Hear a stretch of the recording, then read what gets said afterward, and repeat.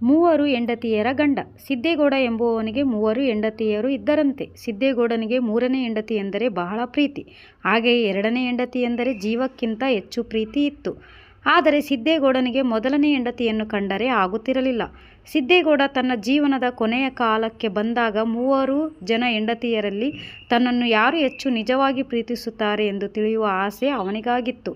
ಹಾಗಾಗಿ ಸಿದ್ದೇಗೌಡ ಮೂವರು ಹೆಂಡತಿಯರನ್ನು ತನ್ನ ಬಳಿ ಕರೆದು, ನಾನು ಸಾಯುತ್ತಿದ್ದೇನೆ, ನನ್ನೊಡನೆ ಯಾರು ಬರುತ್ತೀರಾ ಎಂದು ಕೇಳಿದ. ಮೊದಲು ಆ ಸಿದ್ದೇಗೌಡ ತಾನು ಅತಿಯಾಗಿ ಪ್ರೀತಿಸಿದ ಮೂರನೇ ಹೆಂಡತಿಯನ್ನು ಕೇಳುತ್ತಾನೆ. ಆ ಮೂರನೇ ಹೆಂಡತಿ, ಇಲ್ಲ, ನಾನು ನಿನ್ನೊಡನೆ ಬರಲಾರೆ, ಕೇವಲ ನೀನು ಬದುಕಿರುವವರೆಗೆ ಮಾತ್ರ ನಿನ್ನೊಡನೆ ನಾನಿರುತ್ತೇನೆ ಎಂದು ಸಿದ್ದೇಗೌಡನಿಗೆ ಕಠೋರವಾಗಿ ಹೇಳಿದಳು. ಆಗ ಸಿದ್ದೇಗೌಡನಿಗೆ ಬೇಸರವಾಗುತ್ತದೆ. ಸಿದ್ದೇಗೌಡ ಮತ್ತೆ ಎರಡನೇ ಹೆಂಡತಿಯನ್ನು ಕೇಳುತ್ತಾನೆ. ಅವಳು ಕೂಡ, ಇಲ್ಲ, ನಿನ್ನೊಂದಿಗೆ ನಾ ಬರಲಾರೆ, ನಿನ್ನ ಮರಣದ ನಂತರ ನಿನ್ನ ಬಿಟ್ಟು ಬೇರೆಯವರೊಡನೆ ಹೋಗುತ್ತೇನೆ ಎನ್ನುವ ಮಾತು ಕೇಳಿ ಸಿದ್ದೇಗೌಡನಿಗೆ ಮತ್ತೆ ಅತೀವವಾಗಿ ದುಃಖವಾಗುತ್ತದೆ.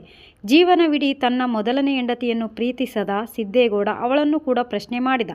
ಆಗ ಅವಳು, ನಾನು ಇರುವಾಗ ನಿನ್ನೊಡನೆ ಇದ್ದೆ, ಸಾವಿನಲ್ಲೂ ನಾನು ನಿನ್ನ ಹತ್ತಿರವೇ ಇರುತ್ತೇನೆ ಎಂದಾಗ ಸಿದ್ದೇಗೌಡನಿಗೆ ಆಶ್ಚರ್ಯ.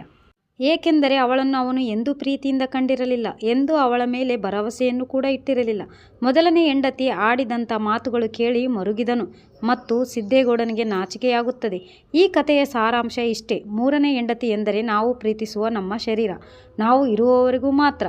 ಎರಡನೇ ಹೆಂಡತಿ ಎಂದರೆ ನಾವು ಜೀವಕ್ಕಿಂತ ಹೆಚ್ಚು ಪ್ರೀತಿಸುವ ಹಣ, ನಮ್ಮ ನಂತರ ಬೇರೆಯವರೊಡನೆ ಹೋಗಿಬಿಡುತ್ತದೆ. ಮೊದಲನೇ ಹೆಂಡತಿ ಎಂದರೆ ನಾವು ಬದುಕುವವರೆಗೂ ಆಲಕ್ಷಿಸುವ, ಪ್ರೀತಿಸದ, ಗಮನಿಸದ ನಮ್ಮ ಆತ್ಮ ಹಾಗೂ ನಾವು ಮಾಡುವ ಪುಣ್ಯ ಕಾರ್ಯಗಳು ಒಂದೇ ಸಾವಿನೊಂದಿಗೆ ನಮ್ಮ ಜೊತೆಯಲ್ಲಿ ಇರುತ್ತವೆ. ಫ್ರೆಂಡ್ಸ್, ಈ ಕತೆ ನಿಮಗೇನಾದರೂ ಇಷ್ಟ ಆದರೆ ನನ್ನ ಚಾನಲ್ಗೆ ಲೈಕ್ ಮಾಡೋದು ಮರಿಬೇಡಿ ಮತ್ತು ಸಬ್ಸ್ಕ್ರೈಬ್ ಮಾಡಿ. ಪ್ಲೀಸ್ ಸಪೋರ್ಟ್ ಮಾಡಿ. Thanks for watching.